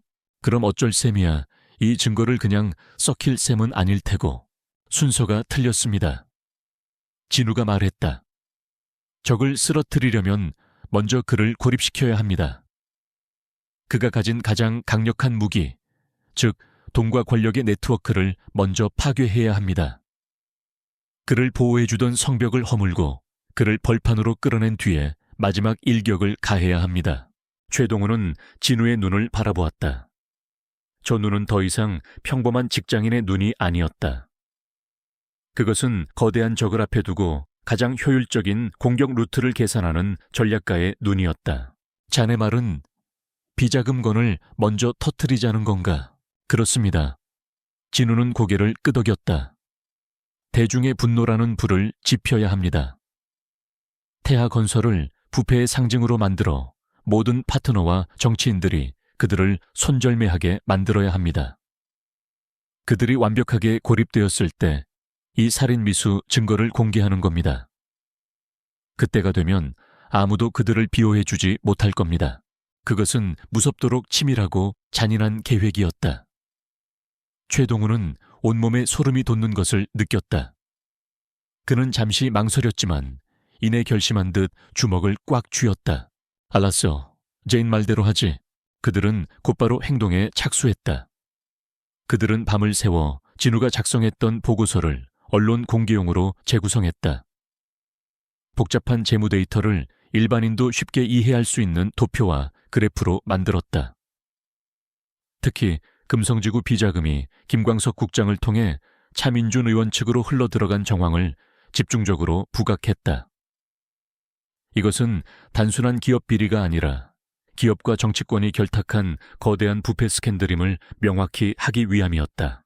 문제는 어느 언론사를 통해 이것을 터뜨리느냐였다.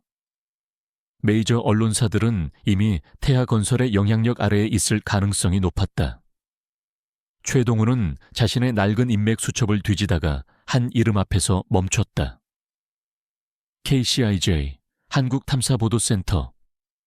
기존 언론계의 관행을 거부하며 오직 집요한 탐사보도만으로 승부하는 신생 인터넷 언론사였다. 그들은 기성 언론사들과의 경쟁에서 이기기 위해 언제나 더 크고 강력한 한 방을 찾고 있었다. 최동훈은 KCIJ의 젊은 후배 기자에게 은밀하게 연락했다. 내 기자 인생을 바꿔놓을 만한 특종이 있다. 하지만 소스는 절대 공개할 수 없어. 감당할 수 있겠나? 며칠 후 KCIJ 편집국은 발칵 뒤집혔다. 최동훈이 익명으로 전달한 자료는 그들이 상상했던 것 이상이었다. 너무나도 구체적이고 증거가 명백했다. 그들은 즉시 최고의 기자들로 특별 취재팀을 꾸렸다. 그리고 마침내 월요일 오전 10시 KCIJ 홈페이지 메인 화면에 폭탄과도 같은 헤드라인의 기사가 떠올랐다. 단독 태하건설 유령회사 통해 수백억 비자금 조성, 현직 국장 통해 유력 정치인 상납 정황 포착. 기사는 순식간에 모든 포털 사이트에 메인을 장식했고 SNS를 통해 무서운 속도로 퍼져나갔다. 처음에는 반신반의하던 여론은 기사에 첨부된 구체적인 자금 흐름도와 법인 등기부등본 증거 자료들을 보고 경악과 분노로 들끓기 시작했다. 태하건설 본사는 그야말로 아비규환에 빠졌다. 박태민과 박 회장의 집무실에는 전화가 불통이 될 정도로 쏟아졌다. 은행, 증권사, 협력업체, 그리고 다른 언론사들까지. 박 회장은 수십 년간 쌓은 인맥을 총동원해 기사를 막아보려 했지만 이미 불길은 걷잡을 수 없이 번진 후였다. KCIJ는 메이저 언론사가 아니었기에 그의 압력이 통하지 않았다. 오히려 다른 언론사들은 단독을 놓칠세라 경쟁적으로 후속 보도를 쏟아냈다. 정치권은 가장 먼저 꼬리 자르기에 나섰다. 차민준 의원은 긴급 기자회견을 열어 태하건설과는 일면식도 없는 사이라며 만약 의혹이 사실이라면 지위구하를 막론하고 엄벌에 처해야 한다고 목소리를 높였다. 김광석 국장은 즉시 직위 해제되었고 검찰은 여론의 등 떠밀려 마지못해 수사에 착수한다고 발표했다. 박태민은 자신의 집무실에서 이 모든 상황이 실시간으로 중계되는 TV 화면을 망연자실하게 바라보고 있었다. 그는 며칠 전의 교통사고가 어떻게 처리되었는지에 대한 보고를 기다리고 있었다. 그런데 기다리던 보고 대신 그의 제국 전체를 뒤흔드는 거대한 폭풍이 몰아닥친 것이다. 그때 그의 펜트하우스에서 혼자 뉴스를 보던 김수현의 세상도 무너져 내리고 있었다. 그녀가 믿었던 부와 권력의 성이 사실은 추악한 범죄로 이루어진 모래성이었음을 깨달았다. 비자금, 뇌물, 정치권 로비. 그녀가 경멸했던 남편 이진우의 세상과는 비교도 할 수 없는 더럽고 추악한 세계. 그녀는 박태민의 최근에 그 광적인 분노와 폭력성이 어디에서 기인했는지를 이제야 알 수 있었다. 그녀는 공포에 휩싸였다. 이 거대한 범죄의 소용돌이 속에서 자신도 안전하지 못할 것이라는 직감. 그녀는 자기도 모르게 휴대폰을 들어 이진우의 번호를 눌렀다. 사과를 하고 싶었는지 아니면 그저 이 지옥 같은 현실에서 잠시나마 벗어나고 싶었는지 그녀 스스로도 알 수 없었다. 하지만 수화기에서는 끝없는 통화 연결음만 들려올 뿐 진우는 전화를 받지 않았다. 그 침묵은 그녀의 과거에 대한 가장 완벽하고 잔인한 판결이었다. 같은 시각 을지로의 허름한 사무실, 이진우와 최동호는 소리를 끈 TV 화면을 조용히 지켜보고 있었다. 화면 속에서는 그들이 만들어낸 거대한 혼돈이 펼쳐지고 있었다. 최동우는 벅차오르는 감정을 억누르지 못하고 책상 서랍에서 소주병을 꺼냈다. 10년 묵은 체정이 내려가는 것 같군. 그는 종이컵에 소주를 따르며 말했다. 진실을 위한 축배라도 해야지. 하지만 진우는 고개를 저었다. 그의 시선은 여전히 TV 화면에 고정되어 있었다. 아직 끝나지 않았습니다. 그의 얼굴에는 승리의 기쁨이 없었다. 오직 다음 단계를 준비하는 냉철한 계산만이 존재했다. 적은 이제 코너에 몰렸습니다. 그리고 코너에 몰린 쥐가 가장 위험한 법입니다. 1단계는 성공했다. 이제 상처 입고 고립된 짐승에게 숨통을 끊어놓을 마지막 한 방을 준비할 시간이었다. 언론의 폭격으로 태하건설은 순식간에 국민적 공공의 적이 되었다. 하지만 이진우의 예상대로 그들의 방역 또한 만만치 않았다. 박 회장은 국내 최대 로펌을 고용해 법적 방패를 쳤고 검찰 내부의 인맥을 동원해 수사의 속도를 의도적으로 늦추었다. 그들은 시간을 벌며 핵심 증거들을 인멸하고 관련자들을 해외로 도피시킬 준비를 하고 있었다. 여론의 불길은 뜨거웠지만 결정적인 한 방이 없다면 이대로 용두사미로 끝날 수도 있는 상황이었다. 시간이 없어. 최동훈의 사무실에서 그는 초조하게 담배를 태웠다. 이대로 며칠만 더 끌면 놈들은 증거를 전부 없애고 꼬리만 자른 채 빠져나갈 거야. 진우는 창밖을 보며 조용히 생각에 잠겨 있었다. 그의 손에는 모든 것을 끝낼 수 있는 폭탄, 즉 살인 미수 증거가 담긴 메모리 카드가 들려 있었다. 지금이 그것을 터뜨릴 때였다. 기자님, 진우가 돌아보며 말했다. KCI제에 다시 한번 연락해 주십시오. 이번에는 영상입니다. 최동훈은 진우의 의도를 즉시 파악했다. 알았어. 불길이 약해질 땐 기름을 부어야지. 그날 밤 KCI제는 다시 한번 대한민국을 뒤흔들었다. 그들은 후속 보도를 통해 태하건설 비자금 의혹의 최초 제보자, 물론 익명으로 처리된 가 최근 교통사고로 위장된 살해 위협을 받았으며 당시의 상황이 담긴 블랙박스 영상이 존재한다는 사실을 터뜨렸다. 속보: 태하 비자금 제보자 살해 위협받아. 충격의 블랙박스 영상 존재. 이 기사는 단순한 기업 비리 사건을 재벌 3세가 연루된 살인교사 의혹 사건으로 완전히 변질시켰다. 여론은 이제 분노를 넘어 경악으로 들끓었다.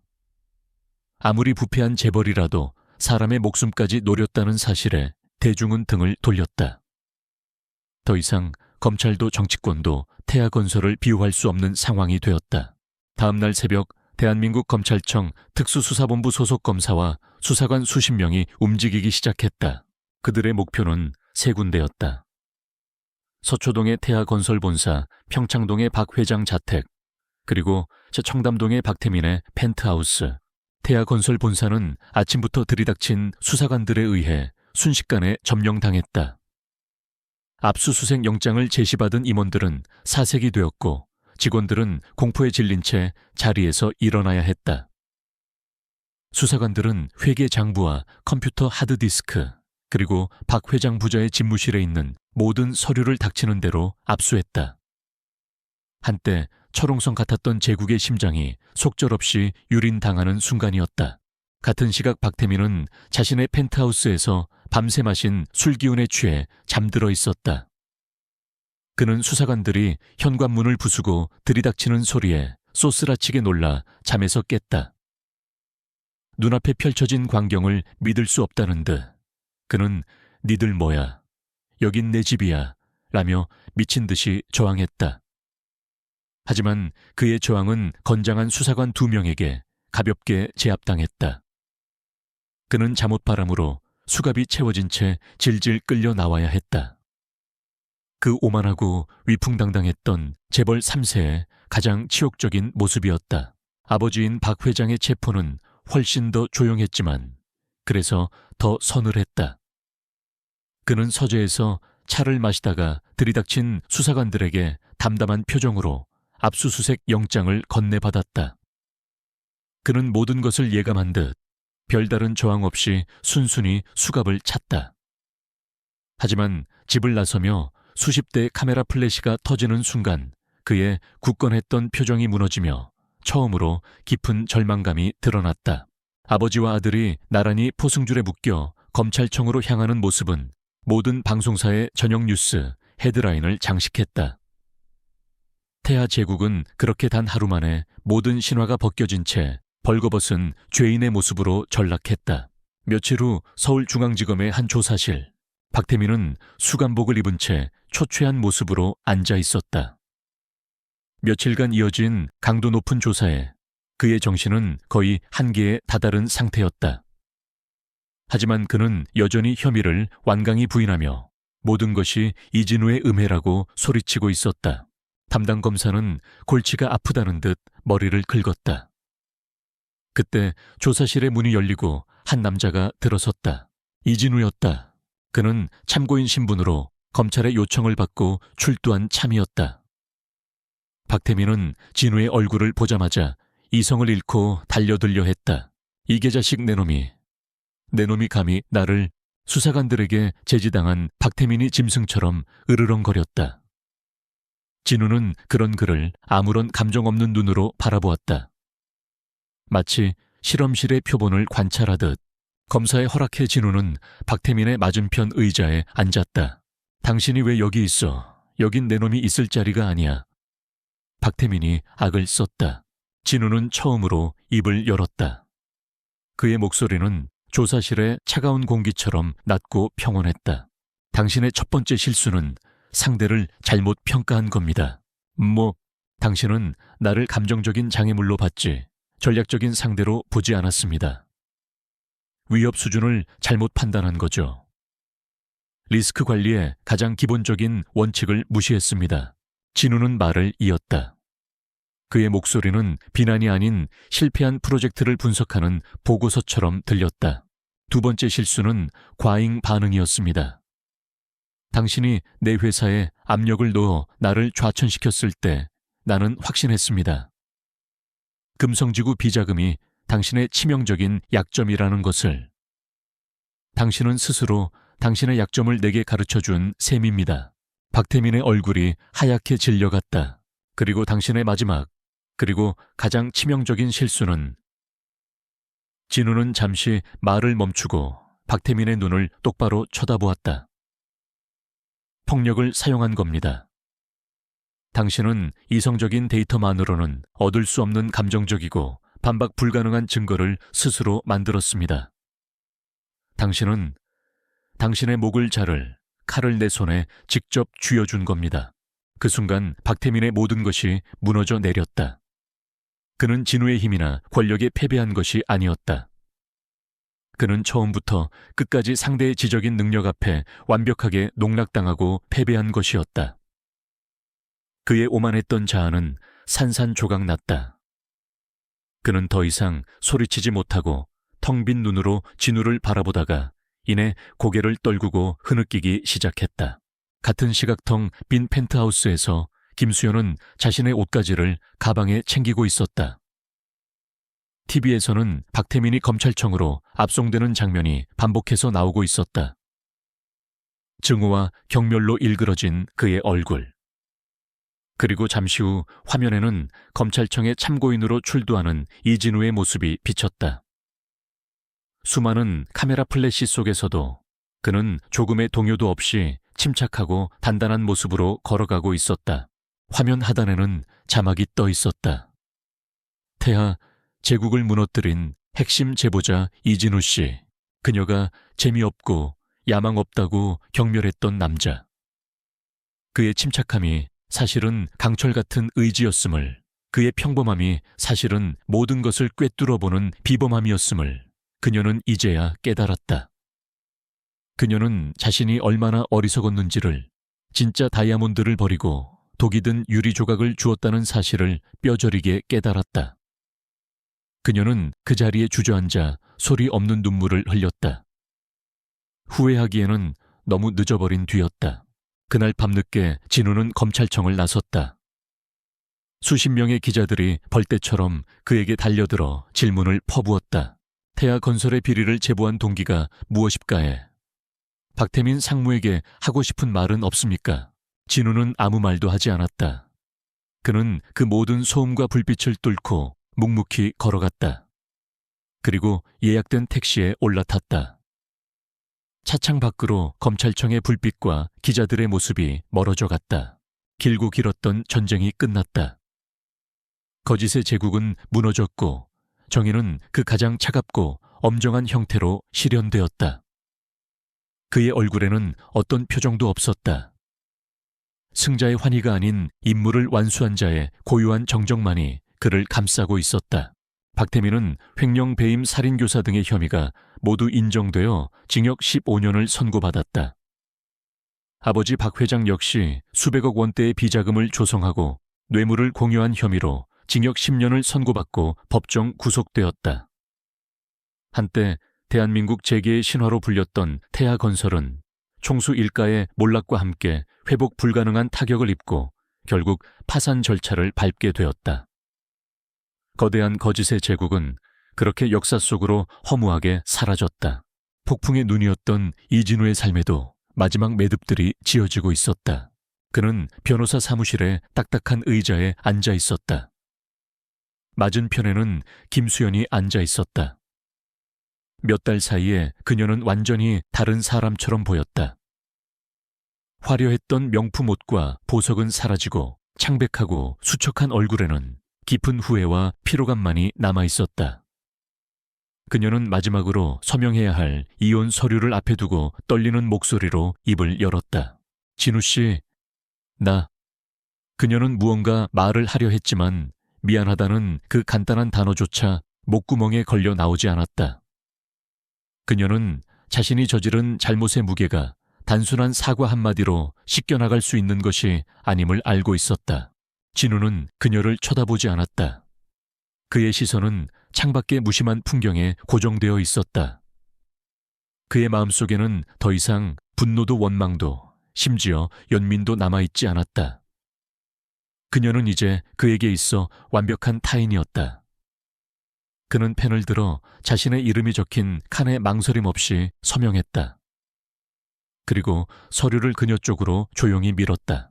그것으로 모든 것이 끝이었다. 그는 자리에서 일어나 변호사에게 가볍게 목례를 하고 사무실을 나섰다. 단 한 번도 뒤를 돌아보지 않았다. 문이 닫히는 소리와 함께 그의 과거는 그 차가운 방 안에 영원히 갇혔다. 회사에서의 매듭도 남아 있었다. 유진그룹의 회장이 직접 그를 불렀다. 최고층에 위치한 거대한 회장실. 회장은 진우에게 깊이 고개를 숙였다. 이 차장 아니, 이진우 씨. 회사를 대표해서 진심으로 사과하네. 우리가 자네 같은 인재를 알아보지 못하고 외부의 압력에 굴복해 부당한 처사를 내렸어. 정말 미안하게 생각하네. 그는 진심으로 미안해하는 듯 보였다. 태하건설 스캔들을 통해 이진우의 능력이 세상에 알려지자 유진그룹은 오히려 정의로운 내부 고발자를 지켜주지 못한 비겁한 기업이라는 여론의 문매를 맞았던 것이다. 회사가 자네에게 진 빚을 갚을 기회를 주게. 회장은 파격적인 제안을 내놓았다. 그룹 전체의 리스크를 총괄하는 최고 리스크 책임자 CRO 자리를 새로 만들었네. 임원급 대우에 전적인 권한을 보장하지. 자네가 맡아주게. 그것은 대한민국 직장인이라면 누구나 꿈꿀 법한 최고의 명예이자 보상이었다. 그의 전문성을 공식적으로 인정하고 그에게 날개를 달아주겠다는 제안이었다. 하지만 진우는 천천히 고개를 저었다. 그는 품 안에서 하얀 봉투 하나를 꺼내 회장의 책상 위에 올려놓았다. 사직서였다. 회장의 눈이 동그래졌다. 아니 이 사람아, 이게 무슨... 왜, 회장님의 제안에 감사드립니다. 하지만 저는 이제 저만의 길을 가보려 합니다. 진우는 담담하게 말했다. 지난 몇 달간의 일을 겪으며 깨달은 것이 있습니다. 진정한 리스크 관리는 단순히 기업의 이익을 지키는 것을 넘어 그 기업이 올바른 길을 가도록 만드는 것이라는 사실을요. 저는 이제 거대한 조직의 부품이 아니라 저만의 원칙과 기준으로 그 일을 해보고 싶습니다. 그의 목소리는 조용했지만 그 안에는 누구도 꺾을 수 없는 단단한 심지가 느껴졌다. 회장은 더 이상 그를 붙잡을 수 없다는 것을 깨닫고 아쉬움이 가득한 한숨을 내쉬었다. 진우는 10년간 몸담았던 회사를 그렇게 떠났다. 얼마 후 그는 최동훈과 다시 그 허름한 을지로의 선술집에서 만났다. 최동훈의 진실의 목소리는 태하건설 특종보도 이후 대한민국에서 가장 신뢰받는 탐사보도 전문 매체로 발돋움했다. 그는 이제 낡은 사무실이 아닌 번듯한 빌딩으로 회사를 옮겼고 유능한 후배 기자들도 여럿 거느리게 되었다. 그래서 앞으로 어쩔 셈이야. 최동훈이 막걸리를 따라주며 물었다. 우리 회사로 와. 데이터 분석팀을 새로 만들어서 팀장 자리를 맡아주게. 대한민국에서 자네를 당해낼 전문가는 없어. 진우는 오랜만에 편안하게 웃었다. 기자님이야말로 최고의 자리에 오르셨는데 저까지 필요하겠습니까? 저도 제 사업을 시작해 보려고 합니다. 그는 자신의 계획을 이야기했다. 기업들을 상대로 리스크 관리와 준법 경영 시스템을 컨설팅해주는 전문 회사를 차릴 생각이라고. 단순히 돈을 버는 것이 목적이 아니라 제2의 태하건설 같은 괴물이 다시는 태어나지 않도록 건강하고 투명한 기업 생태계를 만드는데 기여하고 싶다고. 최동훈은 그의 말을 듣고 잠시 생각에 잠기더니 이내 고개를 끄덕였다. 자네다운 생각이야. 그래, 그게 자네가 갈 길이지. 그는 막걸리 잔을 높이 들었다. 자네의 새로운 시작을 위하여. 진우도 잔을 들었다. 두 남자의 잔이 맑은 소리를 내며 부딪혔다. 다시 몇 달이 흘렀다. 도심의 한적한 오피스텔 건물 깨끗하고 현대적인 사무실. JW 리스크 솔루션이라는 작은 명패가 붙어 있었다. 이진우가 세운 회사였다. 그는 창가에 서서 분주하게 움직이는 도시의 풍경을 내려다보고 있었다. 똑같은 도시였지만 이제 그에게는 완전히 다른 의미로 다가왔다. 그는 더 이상 거대한 기계 속에 보이지 않는 톱니바퀴가 아니었다. 대표님. 젊은 직원이 보고서를 들고 다가왔다. 의뢰 들어온 중소기업의 내부 통제 시스템 분석 자료입니다. 진우는 돌아보며 서류를 건네받았다. 그의 얼굴에는 과거의 무표정함 대신 자신의 일을 하는 전문가의 조용한 자신감과 평온함이 서려 있었다. 그의 책상 위 전화벨이 울렸다. 그는 수화기를 들었다. 네, 이진우입니다. 그의 목소리는 잔잔했지만 그 안에는 새로운 세상을 열어갈 힘이 담겨 있었다. 길고 어두웠던 폭풍은 완전히 지나갔다. 이제 그의 앞에는 스스로의 힘으로 만들어가는 맑고 투명한 새벽이 펼쳐져 있었다.